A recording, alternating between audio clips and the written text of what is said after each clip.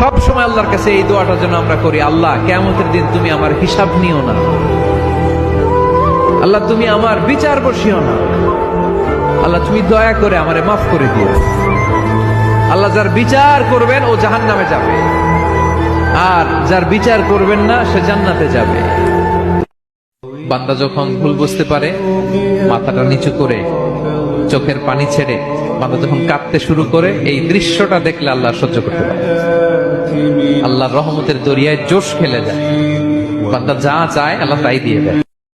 আল্লাহ আপনি আমার গুনাহ মাফ করেন, ছোট গুনাহ বড় গুনাহ, প্রকাশ্য গুনাহ গোপন গুনাহ, ইচ্ছায় করেছে যে গুনাহ, অনিচ্ছায় করেছে যে গুনাহ, আল্লাহ সব গুনাহ আপনি মাফ করেন। পৃথিবীর কোন সৃষ্টির কাছে যারা পরিমাণ কিচ্ছু পাওয়ার আশা করবেন না।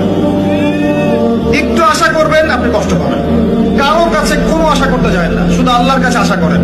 সবাই সবার স্বার্থ চেনে, সবাই সবার স্বার্থ চেনে।